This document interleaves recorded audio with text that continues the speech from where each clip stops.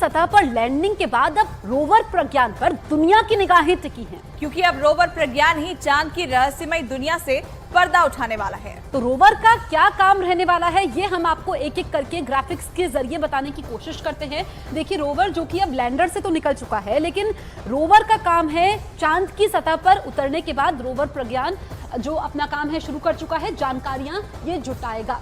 तो रोवर प्रज्ञान की moon walk में अगला स्टेप क्या होगा?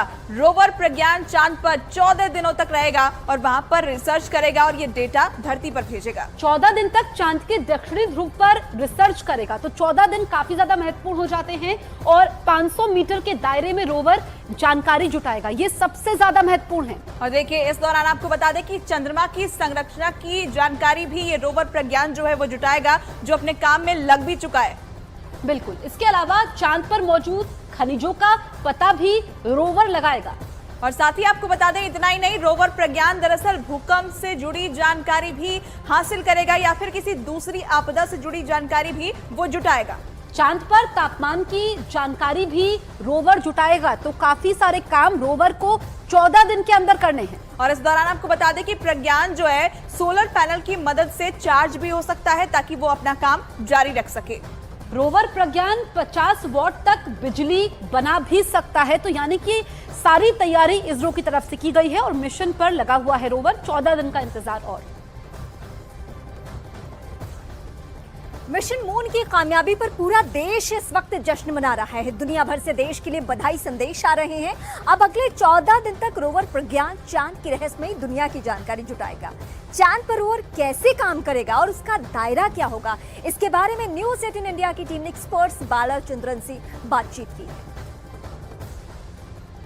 भारत चांद पर पहुंच चुका है, उसके बाद अब आगे क्या होगा? भारत का रुतबा विश्व के स्पेस की दुनिया में कितना बढ़ा है और अब जो प्रज्ञान रोवर है वो किस तरह से आगे काम करेगा और वो जो जानकारी जुटाएगा किस तरीके से वो दुनिया के लिए महत्वपूर्ण होने वाली है। इस वक्त हमारी मौजूदगी नेहरू तारामंडल में है, जहां पर आप देखेंगे एक चंद्रयान 3 का एक रेप्लिका है, एक मॉडल है। देखिए, अब जो घड़ी थी वो हमारे सबसे जो चैलेंजिंग थी वो ये था कि जो विक्रम लैंडर था वो सॉफ्ट लैंडिंग करे। वो लैंडिंग हमने देखी, सॉफ्ट लैंडिंग की, और अब बताया जा रहा है कि जो प्रज्ञान रोवर है वो भी निकल चुका है। हमारे साथ बातचीत करने के लिए मौजूद हैं नेहरू तारामंडल के एक्सपर्ट बालाचंद्रन जी। पहले तो आप ये बताएं कि ये कितनी बड़ी उपलब्धि है और फिर आगे बात करेंगे।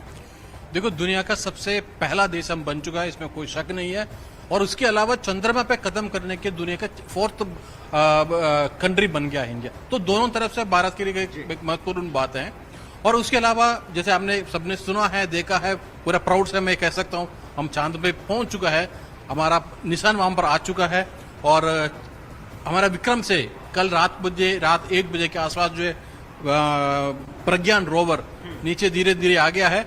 और इतना टाइम इसलिए लगा है क्योंकि ये उतरते वक्त बहुत ज्यादा धूल मिट्टी उड़ गया था, तो वो सेटल होने के लिए कोई टाइम लगना है। इसलिए थोड़ा 1 बजे तक इन्होंने इंतजार किया। जब ये पूरा धूल मिट्टी बैठ गया नीचे, फिर धीरे धीरे ये नीचे आ गया और अब निको काम शुरू करेंगे। 6-7 घंटे का वक्त इसमें लग गया धूल सेटल होने में। अभी स्टेटस ये है कि जो प्रज्ञान रोवर है वो चांद की सतह पर है। बिल्कुल चांद की सतह के ऊपर है। अब उनके धीरे धीरे हमने काम शुरू करेंगे।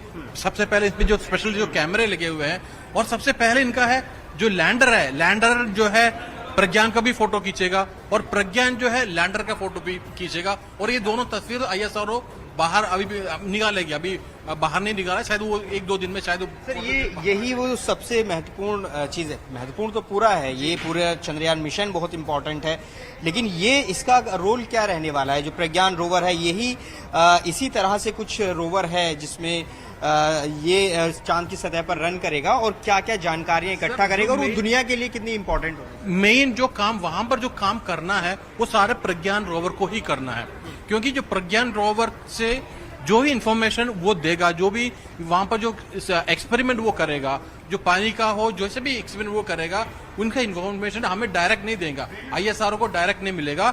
वो इंफॉर्मेशन वो पास ऑन करेगा लैंडर को, जैसे विक्रम लैंडर को।